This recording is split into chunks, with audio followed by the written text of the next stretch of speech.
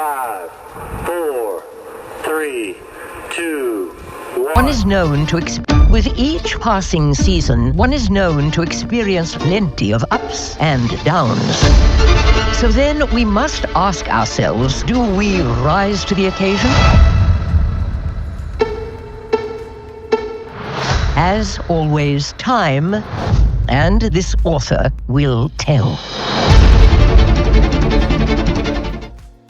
It's Benedict's turn at love. Netflix just confirmed huge Bridgerton news. Season 4 is coming back sooner than you think.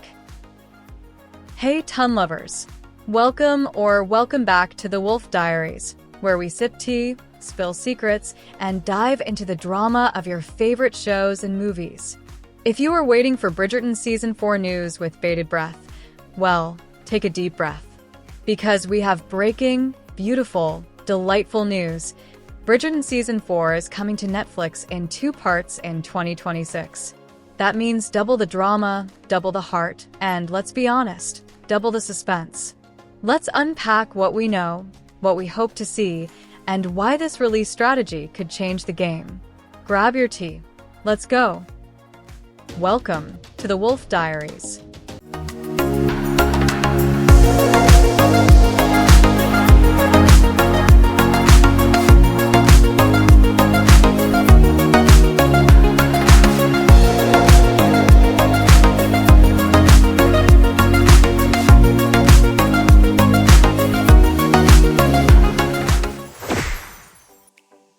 One big reveal, 2-part drop dates.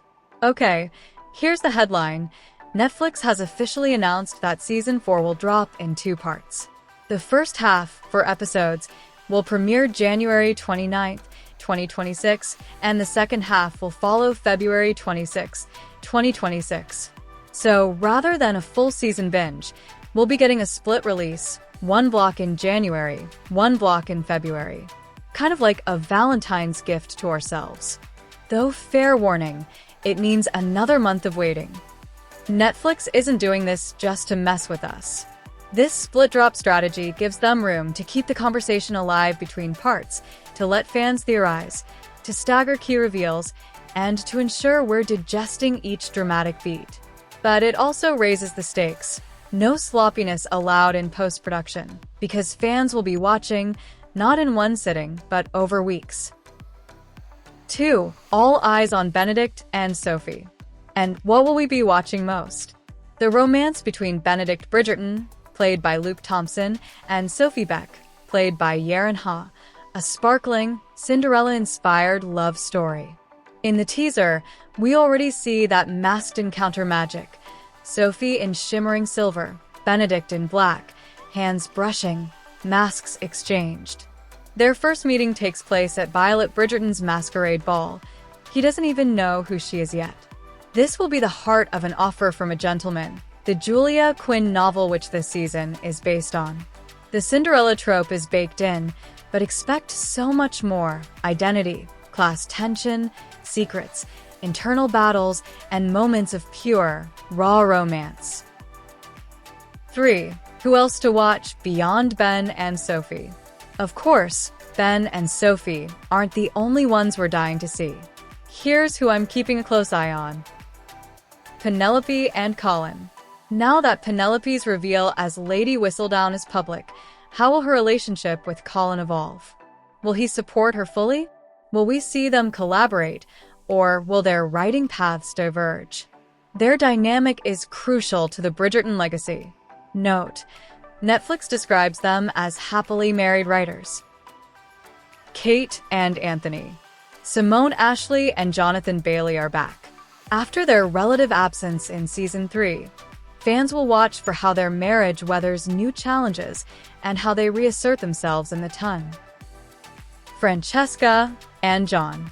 The last time we saw them was at the end of Season 3, when they were traveling to Scotland with Eloise and Michaela in tow. They'll all be back this season, and I for one can't wait to see what the writers have in store for these characters, and if they'll decide to stray even farther away from the source material. Eloise and Violet. Eloise's adventures are always a highlight.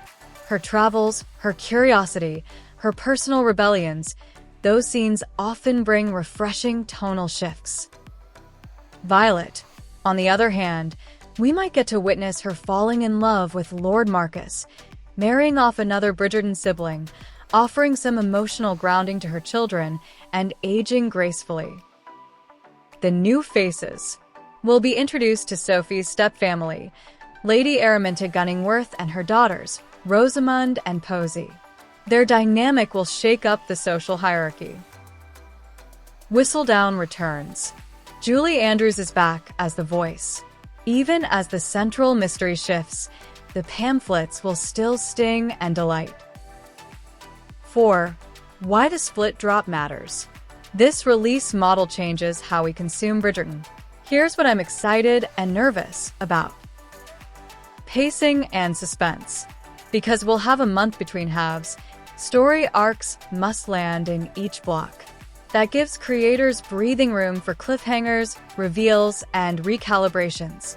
But it also forces tighter muscle, less dead air, fewer filler episodes. Fan engagement.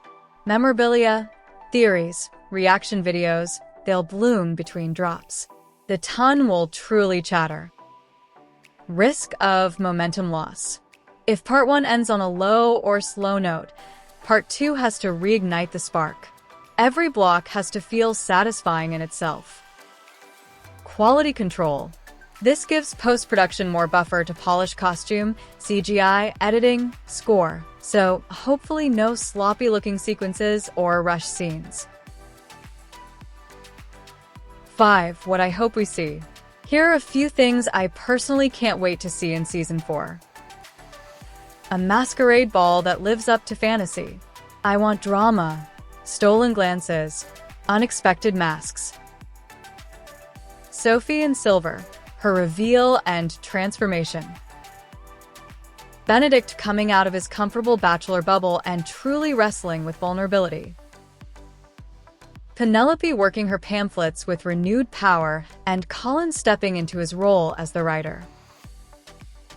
Brave scenes for Eloise, for Violet, for Hyacinth.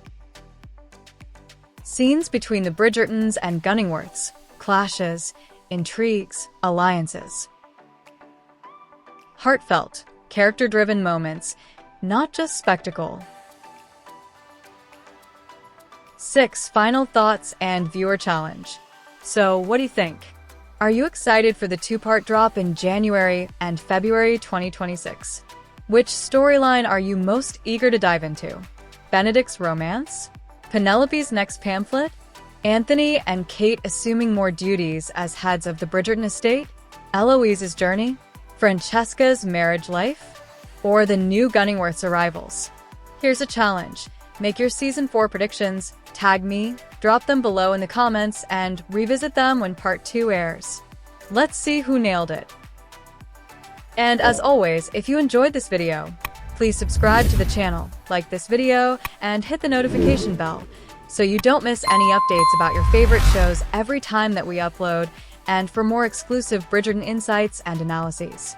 Until next time, keep your masks elegant, your tea piping hot, and your theories scandalous. This is Lady Wolfe, signing off with a Bridgerton-sized swoon. Thank you for joining us on this captivating journey. If you enjoyed this video, please like, comment, and/or subscribe for more delightful content, and I'll see you on the next one.